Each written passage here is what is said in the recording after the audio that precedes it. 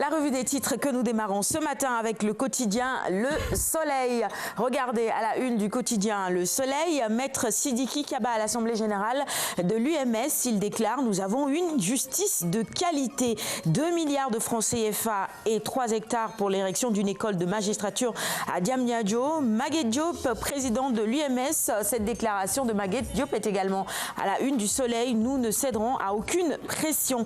Autre titre à la une du Soleil ce matin, on nous parle d'agriculture. 900 000 emplois créés dans les fermes Natangué. Caravane des vacances citoyennes, on en reparlera avec Aïssatou. 100 millions de francs CFA pour les jeunes de la région de Kaolack. Et puis, on parle également des enfants dans la rue. L'État invité à ne pas reculer. Les Lions, également à la une de ce journal. Rio 2016, Sénégal-USA en basket, 56-121. Les Lions chutent lourdement devant les Américains. Passons maintenant à un autre journal. Il s'agit du quotidien Le Populaire. Bicéphalisme à la direction du PIT. Les Cocos de Hariala coupent la poire en deux. Sambassi élu secrétaire général avec 75 voix. Mansour Sy intronisé président avec des grincements de dents. Poursuivons maintenant avec le quotidien. Le quotidien, confidence sur la nationalité de ses prédécesseurs. Macky valide Diouf et recale Wade, titre nos confrères du quotidien ce matin. Le quotidien qui nous parle également du riz, à trait du riz, à l'Anambé, rué vers l'or blanc. Les Lions sont également à la une de ce journal, je vous le dis, battus d'entrée par les États-Unis. Le panier était trop haut pour les Lions. On poursuit maintenant avec l'Observateur, la une du quotidien L'Observateur. Assemblée générale de l'UMS, les magistrats se révoltent. L'UMS toujours prête à en découdre avec Madame Aguet. Les magistrats font bloc contre les attaques et la calomnie. Et puis la prolongation des posts sur Facebook, on revient là-dessus. On nous parle de l'ex-directeur de la prison de Rebus qui est traduit devant le conseil de discipline. Récit poignant de Aïdasso Diawara à l'aéroport Léopold Sédar Senghor. J'aurais pu revenir dans un cercueil, déclare-t-il. Je suis prête à repartir à Jobourg. Autre quotidien que nous avons reçu ce matin.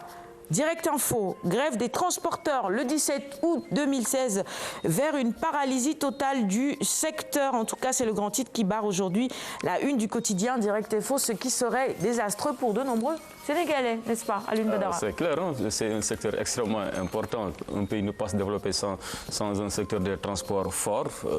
Et si les transporteurs, en tout cas, passent à l'acte, ça va être vraiment cauchemardesque pour ces milliers d'usagers qui n'ont pas d'autre recours. Et je pense que clairement que l'État, là, en tout cas, va les appeler au dialogue autour d'une table entre personnes vraiment responsables. Ils saisissent les enjeux, ils vont trouver peut-être le point d'entente pour que les Sénégalais puissent pousser un grand ouf de soulagement. Imaginez Dakar sans bus, sans car, Ndiaganiaï, ça va être vraiment cauchemardesque. Très compliqué, très compliqué. Ouais. Je sais que vous êtes en voiture, je n'en doute pas, Monsieur Ba, mais les transports en commun, c'est très important quand même pour permettre aux gens de se déplacer beaucoup plus facilement. Et une grève, ce serait vraiment difficile pour beaucoup. Je pense qu'on en aura toujours des grèves, c'est un peu dans la marche des choses. Mais le problème du transport à Dakar, ça c'est une histoire. Il ne faut pas passer dessus comme ça, il y a plein de choses à faire, tout le monde fait ce qu'il veut.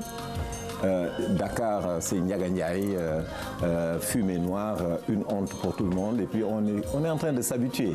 Je disais dans un plateau comme celui-là à Diakarlo, justement, en racontant cette histoire qui avait fait rire tout le monde, c'est que j'ai pu observer un Ndiaganiaï passant dans une fumée noire impossible, au point que le Ndiaganiaï lui-même avait disparu avec le policier qui était censé le verbaliser.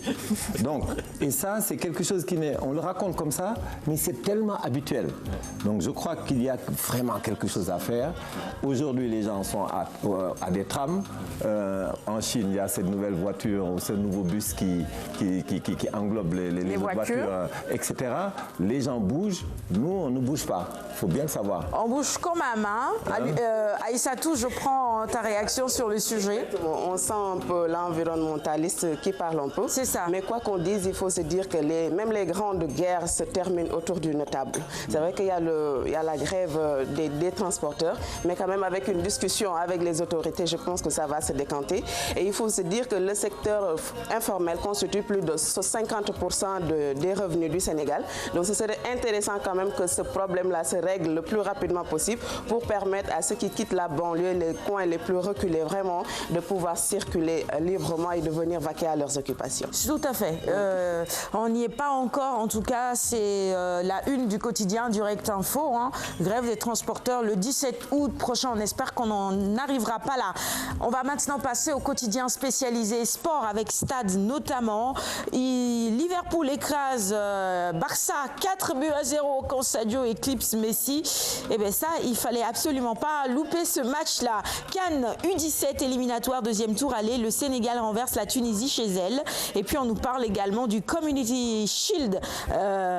Ibrahimovic offre le titre aux Red Devils. Poursuivons et pour terminer cette revue des titres avec Sunyulamb, quotidien spécialisé en lutte traditionnelle. Ama Baldé défie Kharagnlo. Modou ne peut pas m'inquiéter. Il n'a rien de plus que moi. Je ne refuserai pas Yekini, je préfère Gris à papa. C'est juste des déclarations, non? Enfin, est-ce que Modou n'est pas au-dessus de Ama Baldé, Alioune Badara? Sur le plan sportif, je ne pense pas. Hein. Non?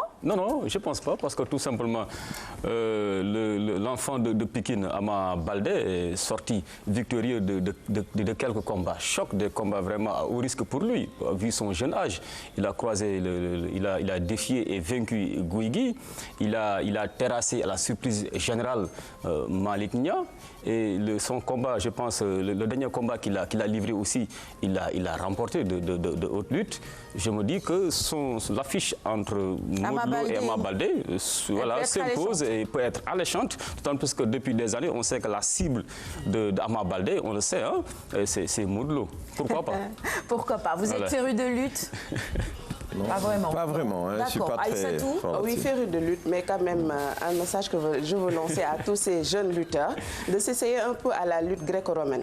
Ça leur permettra de gérer le niveau national, mais aussi de voyager, de pouvoir échanger avec les autres lutteurs du monde. C'est des portes qui leur seront ouvertes et moi je pense que c'est assez intéressant. Modou Lo, Ama Baldé, oui, c'est des lutteurs que j'aime bien, c'est des jeunes et par le biais de la lutte, ils parviennent à vivre leur vie tranquillement. Donc ça va, la lutte permet de créer des emplois. En tout cas, ce serait une superbe affiche, hein, vu leur gabarit, leur parcours, leur récente victoire. Moi, si j'étais promoteur, je ferais tout pour mettre sur pied ce combat-là. Très bien. Ce serait pas mauvais du tout pour les amateurs, comme l'a dit tout à l'heure Alioune Badara Kane. Et ce sera tout pour la revue des titres de ce lundi 8 août 2016. Merci de l'avoir suivi et merci également à nos confrères qui nous apportent tous ces quotidiens. Il est 6h53.